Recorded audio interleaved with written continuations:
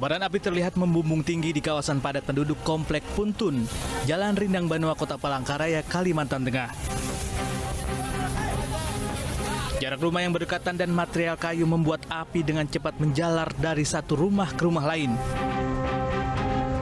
Tim pemadam kebakaran dibantu warga berusaha memadamkan api menggunakan mesin pompa portable dengan memanfaatkan sumber air di lokasi. Akses jalan yang sempit membuat mobil pemadam kebakaran tidak bisa mendekati titik api.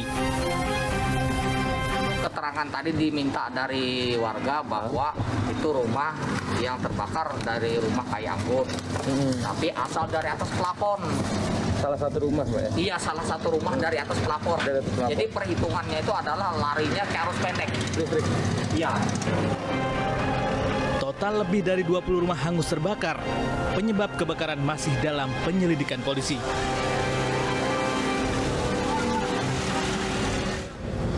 Penabrak dua sejoli di Nagrek, Kabupaten Bandung, Jawa Barat diduga perwira TNI Angkatan Darat. Polisi masih terus mendalami kasus ini dengan melibatkan polisi militer.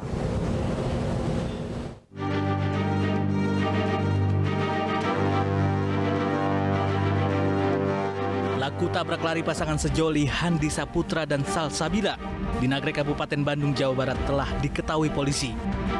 Salah satu pelaku diduga merupakan perwira TNI Angkatan Darat. Karena adanya dugaan keterlibatan anggota TNI, polisi melimpahkan kasus tabrak lari dua sejoli ini ke Pomdam Siliwangi. Meski demikian, polisi tetap akan membantu proses penyelidikan yang dilakukan oleh polisi militer. Hasil koordinasi, kami menyepakati bahwa perkara ini nantinya akan dilimpahkan kepada Pomdam untuk selanjutnya melakukan penyelidikan hingga menemukan apakah pelaku tersebut adalah bagian dari Pomdam. Sebelumnya Handi dan Salsabila dinyatakan hilang selama 10 hari. Jenazah keduanya ditemukan di tempat terpisah yang berjarak 5 km di Sungai Serayu antara Cilacap dan Banyumas, Jawa Tengah. Hasil autopsi tim dokter kepolisian menyebutkan penyebab kematian Handi Saputra karena saluran pernapasan dan paru-paru kemasukan air dan pasir.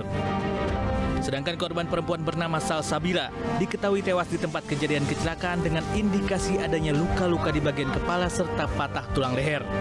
Hasil autopsi ini menyingkap bahwa kedua korban sama sekali tidak mendapatkan tindakan pengobatan, terutama korban Handi Saputra yang dibuang ke sungai masih dalam keadaan hidup.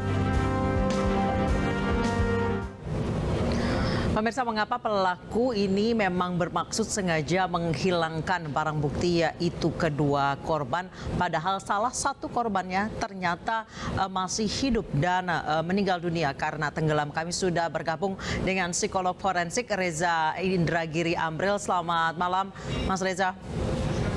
Selamat malam, Assalamualaikum. Waalaikumsalam warahmatullahi wabarakatuh. Mas Reza, kalau misalnya dilihat secara psikologi ya Mas Reza, orang ini tega membuang korban yang ia tabrak tanpa berupaya untuk memeriksa ke rumah sakit.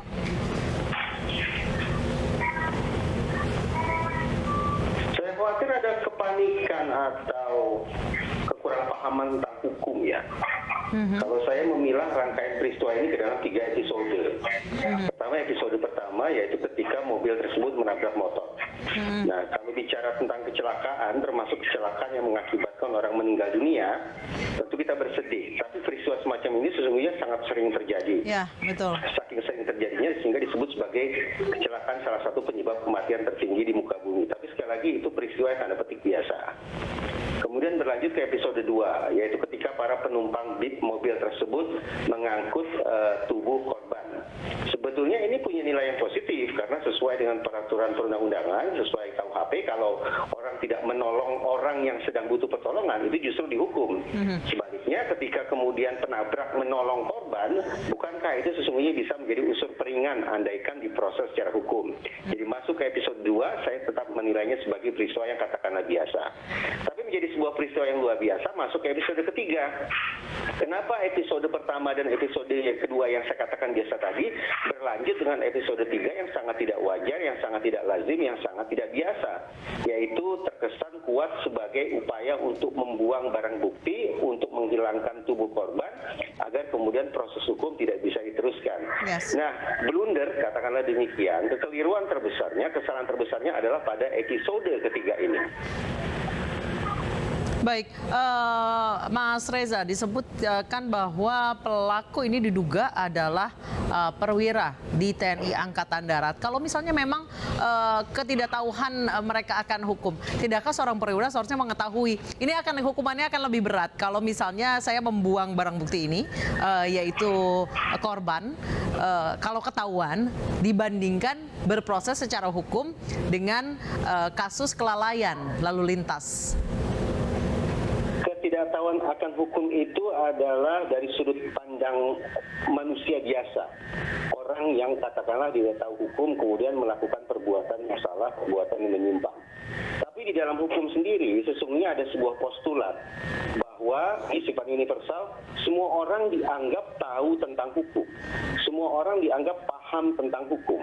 Alhasil betapapun siapapun itu pelakunya dari latar belakang profesi apapun dia, katakanlah dia mengatakan saya tidak mengerti hukum sehingga saya melakukan kekeliruan dengan melakukan episode 3 yaitu membuang tubuh korban, tetap saja dalam proses hukum dia akan diperlakukan sebagai orang yang tahu hukum, bahkan tidak tertutup kemungkinan justru akan bisa dikenai pemberatan sanksi karena kemudian misalnya mencoba untuk berdalih A, B, C dan seterusnya.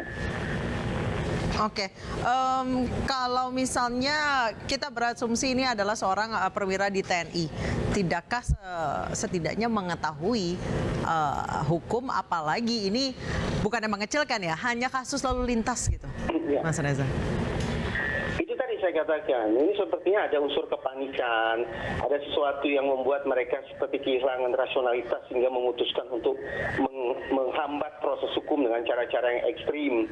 Padahal sebaliknya, andaikan mereka ikuti saja proses hukum itu, episode 2 di mana mereka mengangkut tubuh korban dan misalnya mereka sungguh-sungguh memberikan pertolongan, saya justru berkeyakinan ini akan ada unsur peringannya. Toh, saya tidak membayangkan bahwa dua orang korban itu secara sengaja ditabrak oleh mobil tersebut.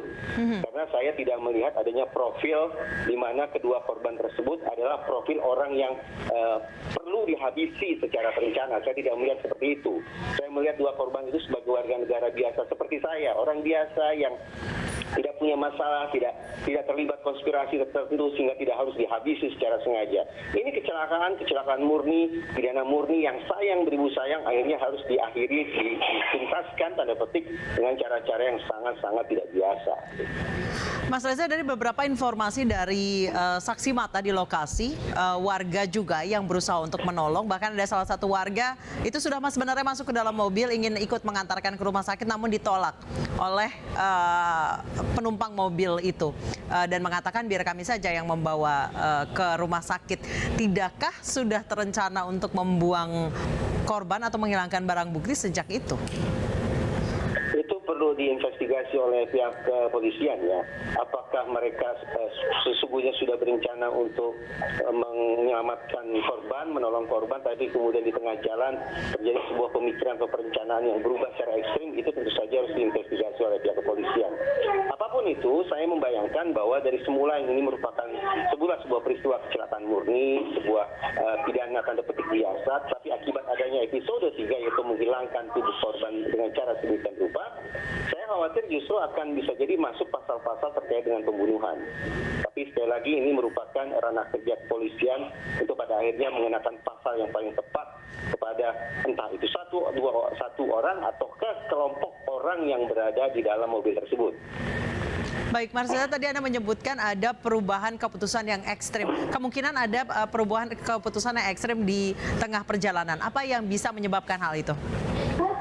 Saya acap kali ketika bicara tentang perilaku yang berubah secara ekstrim, patut sekali untuk dicari tahu tentang seberapa jauh kemungkinan adanya penyalahgunaan narkoba, ataukah miras ataukah kemungkinan adanya perbuatan pidana lain yang sedang coba ditutup-tutupi. Nah, hal-hal semacam inilah yang acap kali membuat seseorang atau sekelompok orang kemudian berperilaku ekstrim, banting setir sedemikian rupa, sama sekali tidak terduga, menampilkan perilaku yang sangat-sangat tidak biasa. Narkoba, miras, atau kemungkinan menutupi perbuatan pidana lain. Baik, tapi kalau misalnya dilihat apakah memang ada unsur kekesalan atau dendam terhadap korban, misalnya sebelumnya sempat salip-salipan atau saling pepet di jalan, itu tidak ada ya indikasi ke situ, Mas Reza?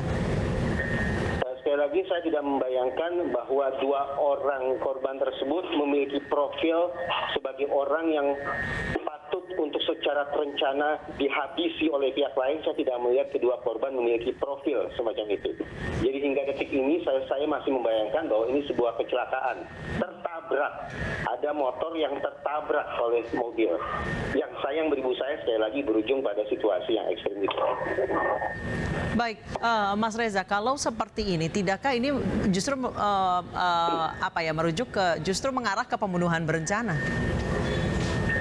Saya tadi katakan boleh jadi karena adanya episode 3 yaitu membuang tubuh korban, bahkan salah satunya diperkirakan masih hidup, ini terbuka celah bagi penggunaan pasal-pasal pembunuhan. Apakah ini pasal pembunuhan 338 ataukah ini pasal pembunuhan 340 atau mungkin juga penganiayaan yang mengakibatkan orang meninggal dunia?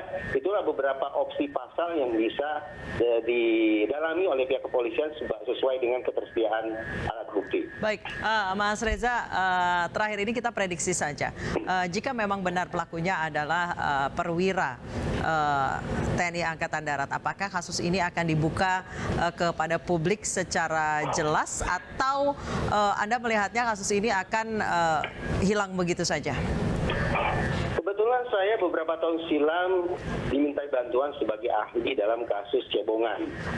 Dan berdasarkan pengalaman itu, maka saya optimis bahwa untuk perbuatan-perbuatan pidana lainnya, pihak TNI juga akan transparan menyampaikan kepada publik siapa gerangan orang atau orang-orang yang harus bertanggung jawab. Transparansi semacam ini justru akan meningkatkan kredibilitas TNI di mata masyarakat, di mana mereka meyakinkan masyarakat bahwa tidak pandang bulu setiap oknum TNI atau setiap oknum dari berbagai macam institusi senantiasa disodorkan kepada publik untuk bertanggung jawab secara pidana. Baik, terima kasih Mas Reza Indragiri Amril telah bergabung bersama kami di Newsroom. Selamat malam. Pemirsa, mobilisasi warga pada libur Natal dan Tahun Baru meningkat. Kami akan hadirkan informasinya usai jeda berikut, tetap di Newsroom.